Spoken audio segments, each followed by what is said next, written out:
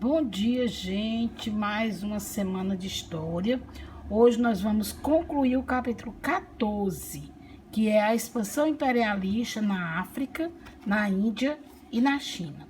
Hoje nós vamos falar da resistência africana à dominação imperialista.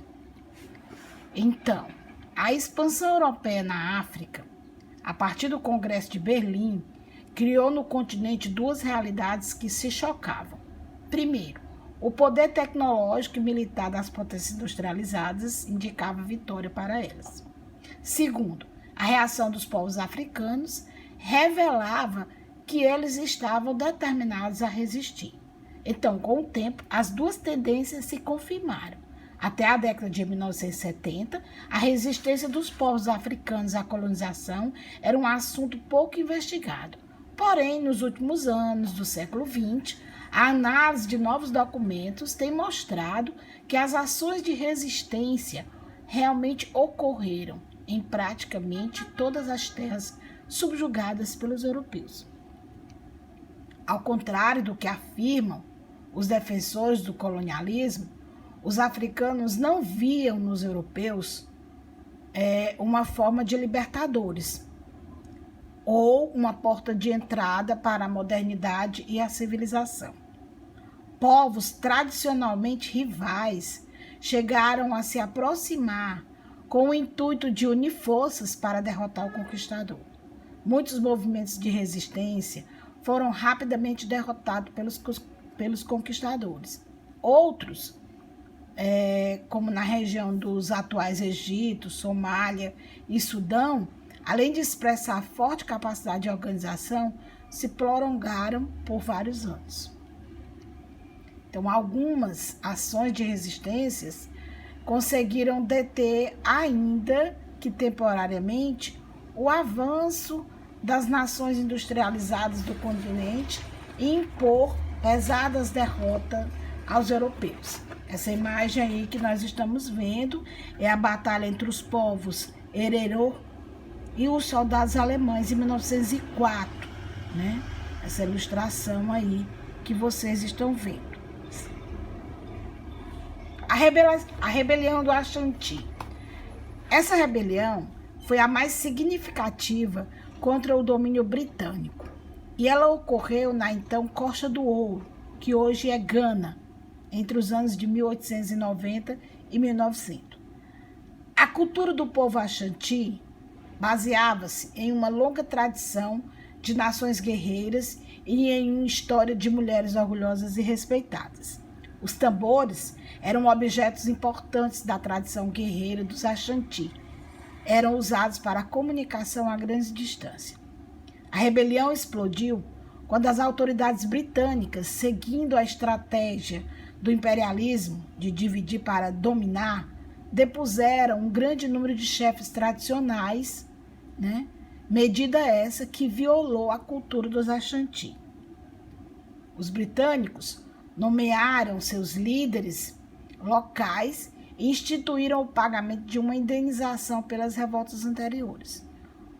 Os britânicos exigiram que os seus representantes, né, se sentassem nos tambores de ouro, uma espécie de trono destinado aos líderes sagrados Ashantis.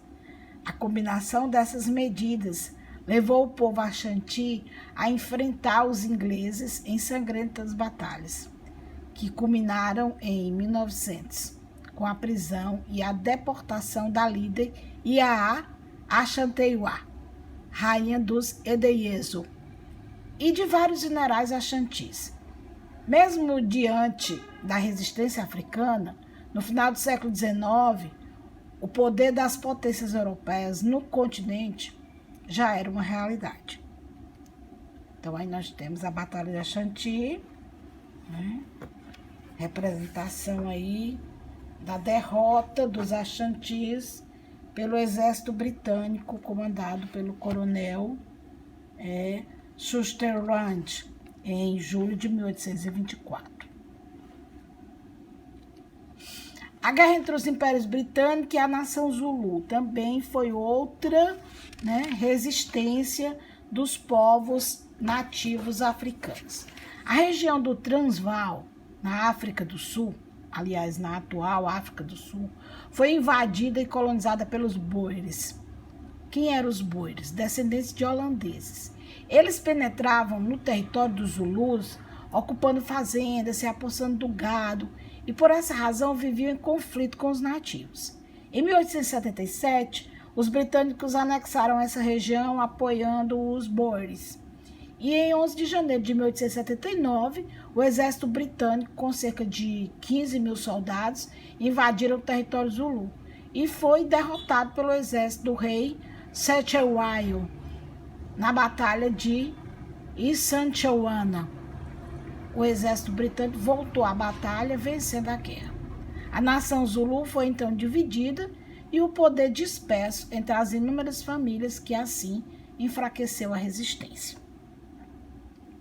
O domínio imperialista na Índia e na China, que foi as últimas conquistas, né, nesse período aí dos impérios. Em meados do século XVIII, já muitos principados indianos estavam submetidos à administração da Companhia das Índias Orientais Britânicas. Essa empresa ela conseguiu introduzir com êxito os tecidos ingleses de algodão na Índia, e isso afetou muito a produção artesanal indiana. Isso por quê? Porque os tecidos industrializados ingleses, eles eram vendidos a preço mais baixo e, em consequência, muitas tecelagens indianas faliram e os antigos centros têxteis, como a cidade de Dhaka, sofreram forte queda populacional. No século XIX, quando toda a Índia já era controlada por essa companhia, que restringiu a autonomia das lideranças locais e instituiu a cobrança de altos impostos.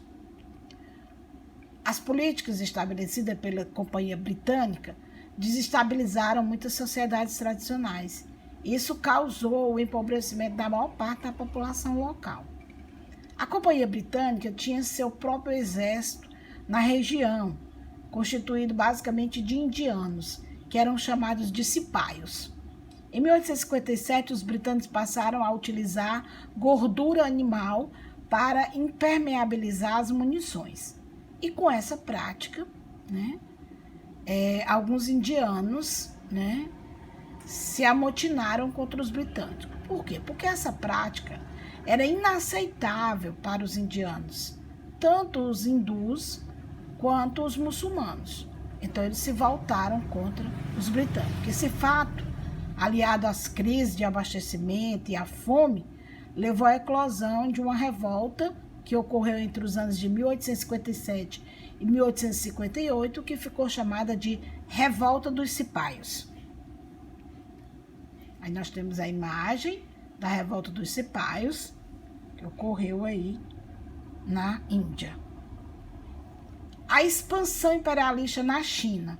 Bom, a China era uma região de grandes interesses para as potências imperialistas, uma vez que ela tinha uma enorme população que representava um importante mercado consumidor. Além de um enorme país em extensão territorial, ele também era detentor de muitas matérias-primas. Apesar de não exercer domínio político através da Companhia das Índias Orientais Britânicas, eles comercializavam no território chinês. Um dos principais produtos comercializados era o ópio. Então, o vício destruiu indivíduos, destruiu famílias, e muitos camponeses deixaram de cultivar alimentos para plantar papoulas, né, que é de onde vem o ópio.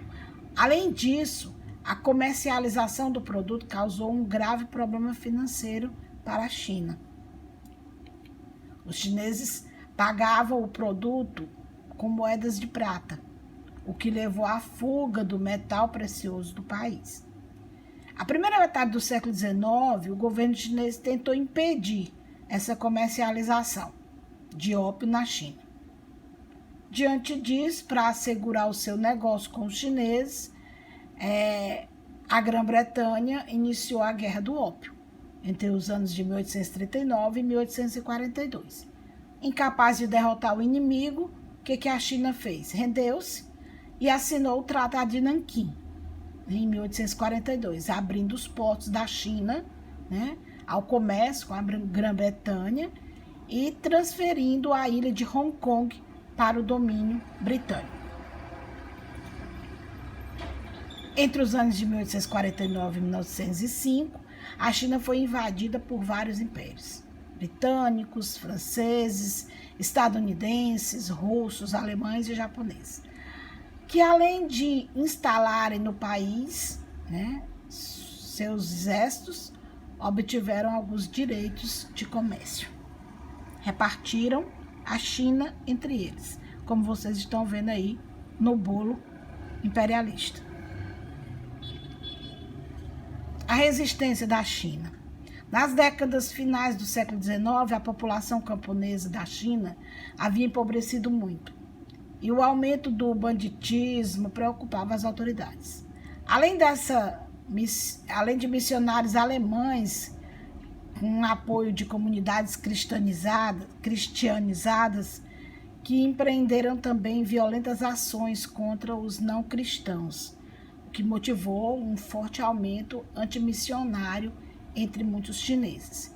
Então, os chineses passaram a se organizar, né, em sociedades secretas para defender seus interesses políticos, seus interesses econômicos e combater a ação dos bandidos e expulsar os estrangeiros do país.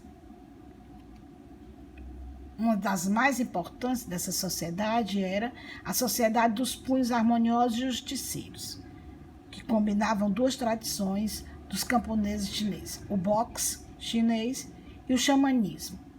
Os boxers, como eles ficaram conhecidos, eram membros dessa sociedade que eles ocuparam parte da cidade de Pequim em junho de 1900, incendiaram várias áreas, isolaram as representações diplomáticas estrangeiras. O governo chinês, sob o comando da imperatriz Cixi, apoiaram a revolta e declararam guerra às potências imperialistas. Resultado: todas as potências se organizaram numa ação em conjunto para combater a rebelião, invadindo Pequim. O desfecho foi que, em 1901, houve um acordo de paz. Derrotados, os boxers foram perseguidos e várias autoridades chinesas foram fuziladas. As nações imperialistas ocidentais, no entanto, exigiram uma indenização de 333 milhões de dólares da China, a ser paga em 40 anos com juros altíssimos. Além disso, garantir sua integridade territorial, então a China foi forçada a fazer inúmeras concessões econômicas às potências do Ocidente. Aqui nós temos, né, os boxers, que era a Sociedade Secreta dos Punhos Harmoniosos. Obrigada e vamos às nossas atividades.